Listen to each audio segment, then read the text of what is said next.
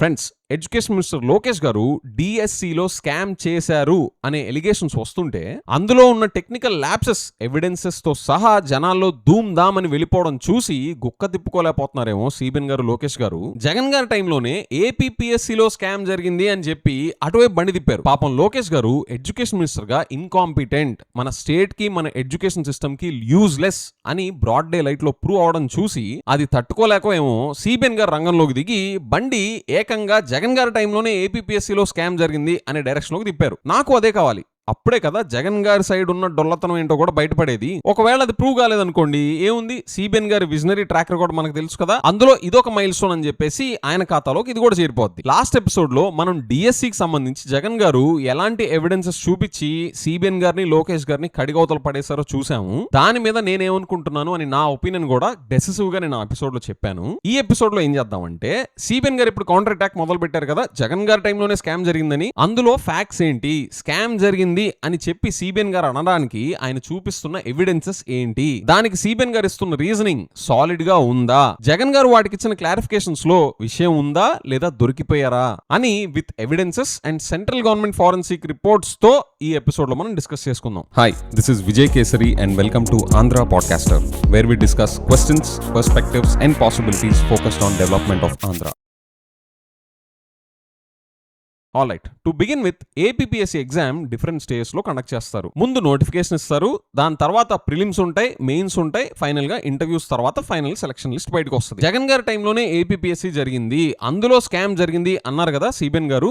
First of all అదే ఒక ఫ్లాడ్ statement. Exactly CBN గారు ఒక ఫేక్ ప్రాపగాండాని మ్యానుఫ్యాక్చర్ చేయాలంటే ఎలాంటి టెంప్లెట్ అయితే వాడతారో ఇక్కడ కూడా సేమ్ అదే దింపేశారు. జగన్ గారి టైంలోనే ఏపీపీఎస్సీ జరిగింది అనేది కంప్లీట్లీ టెక్నికల్ గా కరెక్ట్ కాదు. ఆ ఎగ్జామ్ నోటిఫికేషన్ ఇచ్చింది కరెక్ట్ గా సిబిఎన్ గారు ఓడిపోతున్నారు అని తెలుసుకున్నారో ఏమో నాకు తెలీదు. ఎలక్షన్స్ కి 76 days ముందు ఆ నోటిఫికేషన్ రిలీజ్ చేశారు. ప్రిలిమ్స్ జరిగింది 2019 మే 26న. అప్పటికి ఆంధ్రప్రదేశ్ చీఫ్ మినిస్టర్ సిబిఎన్ గారే. జగన్ గారి గవర్నమెంట్ స్టార్ట్ అయింది 2019 మే 30న.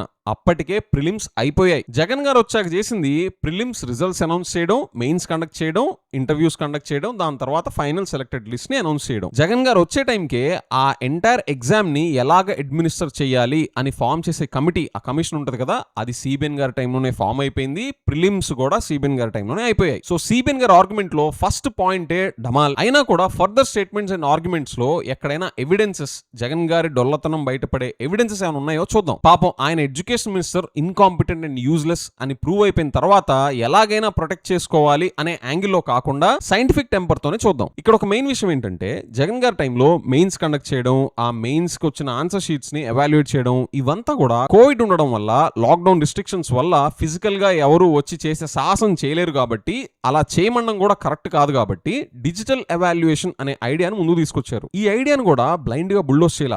ఆల్రెడీ సిబిఎన్ గారి టైంలోనే ఈ ఎంటైర్ ఎగ్జామ్ ని ఎలా అడ్మినిస్టర్ చేయాలి అని ఫామ్ చేసిన కమిషన్ ఉంది కదా, అందులో 3 members ఈ ఐడియాకి ఓకే చెప్పారు. వాళ్ళు ఎలైన్ అయిన తర్వాతే ఈ ఐడియాని ముందుకు తీసుకెళ్లారు. And that make sense to. Covid ని పెట్టుకొని డిజిటల్ ఎవాల్యుయేషన్ అనే ఐడియా బ్లాంక్ గా రూల్ అవుట్ చేసేది కాదు, taking the safety protocols into consideration. కానీ నాకు ఇక్కడ పెద్ద డౌట్ ఏంటంటే, జగన్ గారు ఈ డిజిటల్ ఎవాల్యుయేషన్, ఆయన గవర్నమెంట్ ఈ ఐడియా ప్రపోజ్ చేసింది బానే ఉంది, కానీ అందులో ఆ ఎంటైర్ ప్రాసెస్ లో ఫెయిర్నెస్, ట్రాన్స్పరెన్సీ ఎలా అసర్టైన్ చేశారు, కాంపిటెంట్ ఫ్యాకల్టీతో కరెక్ట్ గా అసెస్మెంట్ అయ్యేలాగా ఎలా అసర్టైన్ చేశారు అనేది నాకు డౌట్. ఆ డీటెయిల్స్ తెలిస్తే తప్ప ఈ ఐడియాని వాళ్ళు కరెక్ట్ గానే ఎగ్జిక్యూట్ చేశారు, వాళ్ళ అప్రోచ్ కరెక్ట్ అని నేను అనుకోను. సో ఆ డిజిటల్ ఎవాల్యుయేషన్ ప్రాసెస్ ఏంటి అని తెలుసుకుందాం అనుకుంటే, హైకోర్టు ఏమని చెప్పిందంటే, ఈ ఎగ్జామ్ ప్రొసీజర్ అంతా కూడా ఫిజికల్ గానే జరిపించాలి అని రూల్ ఉంది కాబట్టి డిజిటల్ ఎవాల్యుయేషన్ లాంటి కొత్త పద్ధతుల్ని తప్పుపట్టలేం, కానీ డిజిటల్ గా ఎవాల్యుయేట్ చేస్తే కుదరదు, ఫిజికల్ గానే మాన్యువల్ గానే ఎవాల్యుయేషన్ చేయించాలి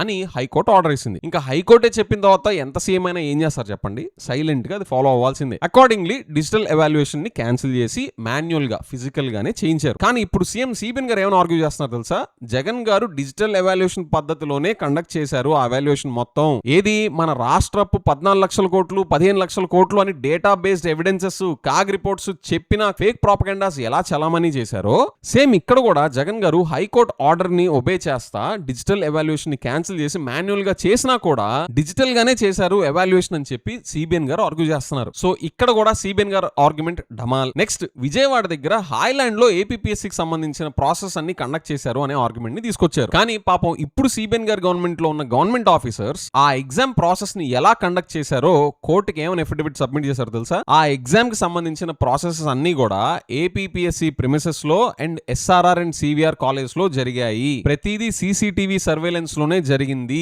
ఆన్సర్ షీట్స్ ఎవాల్యుయేషన్ అవ్వచ్చు, ఓఎంఆర్ షీట్స్ ఎవాల్యుయేషన్ అవ్వచ్చు, ఇంటర్వ్యూ కండక్ట్ చేయడం అవ్వచ్చు, ఎవ్రీథింగ్ సీసీటీవీ సర్వేలెన్స్ లోనే జరిగింది. అండ్ ఈ ఎంటైర్ ప్రాసెసెస్ ని ఎగ్జిక్యూట్ చేసింది కూడా government authorized government employees and government స్టాఫే. ఆఫీషియల్ ప్రొసీజర్ ప్రకారమే చేశాము అని క్లియర్ కట్ గా సిబిఎన్ గారి గవర్నమెంట్ లో ఉన్న గవర్నమెంట్ ఆఫీసర్సే కోర్టుకి ఎఫిడవిట్ సబ్మిట్ చేశారు. అయినా కూడా హాయ్లాండ్ లో జరిగాయి అనే ఆర్గ్యుమెంట్స్ ని ఎలా చలామణి చేశారో చూడండి సిబిఎన్ గారు. అంతే కదండి, పాపం ఎంత ప్రెషర్ చెప్పండి. అంత ఇన్కాంపిటెంట్ ఎడ్యుకేషన్ మినిస్టర్ ని ప్రొటెక్ట్ చేయాలంటే అంత ఆషామాషీనా? ఇంకా చాలా తంటాలు పడ్డారు, ఇంకా అప్పుడే అవలా కదా. సో ఇప్పటిదాకా మనకి ఏం క్లారిటీ వచ్చింది?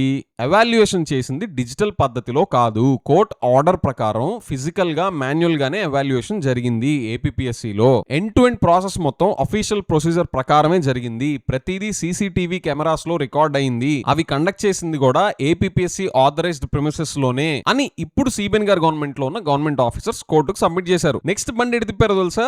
ఆన్సర్ షీట్స్ లో స్కామ్ జరిగింది అని. కానీ సిబిఎన్ గారి appointed SIT special investigation team ఏమి డిక్లేర్ చేసిందో తెలుసా? చూడండి, సిట్ ఇచ్చిన రిపోర్ట్ ప్రకారమే ఆన్సర్ షీట్స్ ఎవాల్యుయేషన్ కూడా సీసీటీవీ సర్వేలెన్స్ లోనే జరిగింది అని. And by the way CBN గారు, మీ లైఫ్ టైమ్ లో ఇలాగ సీసీటీవీస్ పెట్టి ట్రాన్స్పరెన్సీ తీసుకురావాలి అని ఎందుకు చేయలేకపోయారు? ఎప్పుడైనా అసలు సీసీటీవీస్ పెట్టారా సార్ మీ అడ్మినిస్ట్రేషన్ టైంలో? ఇలాగ ట్రాన్స్పరెన్సీ తీసుకొచ్చే ఐడియాస్ మీకు ఎందుకు రావు సార్? ఎంతసేపు రియల్ ఎస్టేటేనా? మీ టైంలో 2016 లో 2017 లో ఏపీపీఎస్సీ జరిగింది కదా, ఎందులో అయినా ఎప్పుడైనా పొరపాటునైనా ఒక సీసీటీవీ పెట్టారు అక్కడ? జగన్ గారు ఎందుకు సీసీటీవీస్ పెట్టారు, మీరెందుకు పెట్టలేదు? మీరు కదా సార్ విజనరీ అని చెప్పుకునేది. మరి మీకు విజన్ ఉన్నట్టా లేదా మీ అసలు విజన్ ఏంటో బయట పడిపోద్దనా?